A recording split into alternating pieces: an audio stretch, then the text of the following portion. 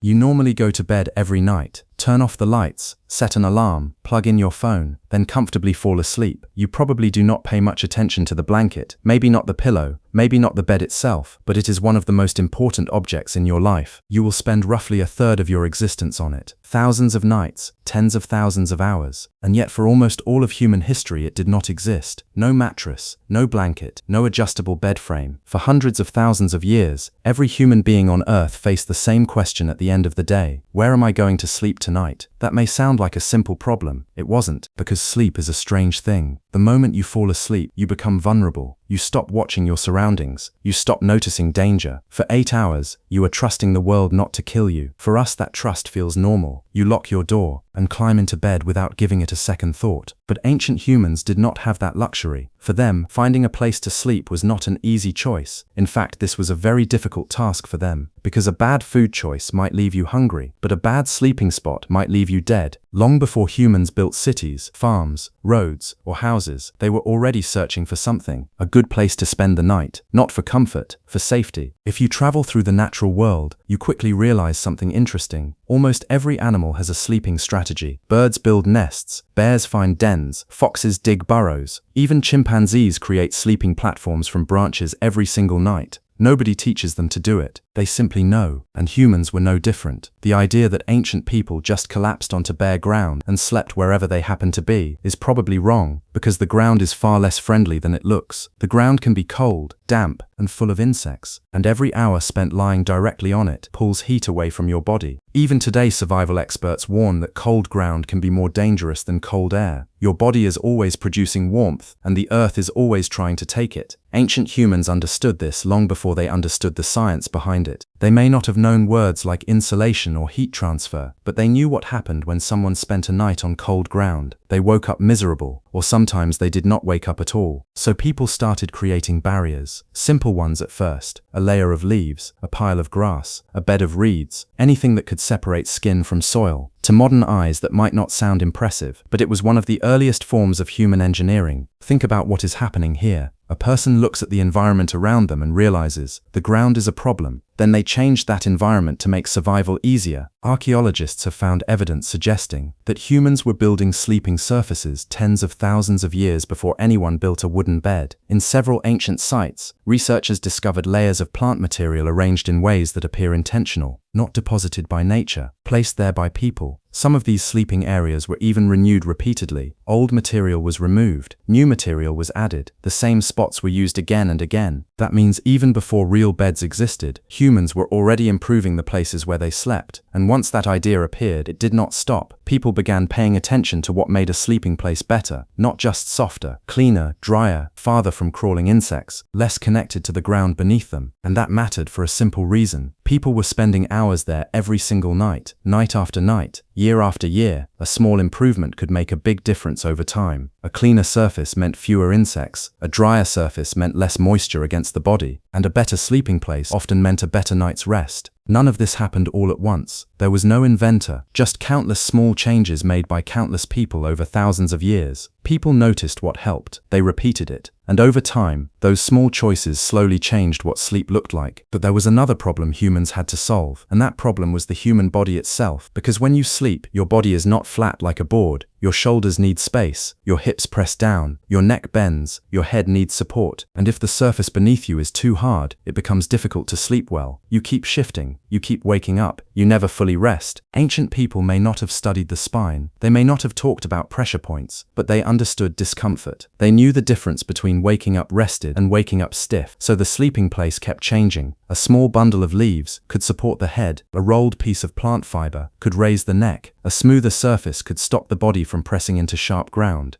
This is where the idea of a pillow begins, not as something soft and decorative, but as a way to hold the body in a better position. And in many early cultures, pillows were not soft at all. Some were made from wood, some were made from stone, some were shaped like small headrests. To us that sounds uncomfortable, but the goal was not always softness. Sometimes the goal was keeping the head away from dirt, sometimes it was keeping insects away from the face. A modern pillow is built to feel good. An ancient headrest was often built to solve a problem. And that is the thing about early sleep. Almost everything started as a solution. The ground was too hard, so people softened it. The floor was too dirty, so people covered it with grass and leaves. The air was full of insects, so people chose cleaner spots. The body needed support, so people used stone and wood to help them rest more comfortably. Step by step, sleep became less like falling onto the ground and more like entering a prepared space. Still simple, still rough, but no longer careless. And this is where the bed slowly becomes more than a pile of material on the ground. Because once people started living in more permanent places, sleep changed again. If you are moving every few days, your sleeping place has to be simple. Something you can gather, something you can leave behind, something that does not take hours to build. And the place where they slept could now be built once and used again. That changed everything. People could lift it slightly, shape it better, keep it cleaner, and separate it from the rest of the floor.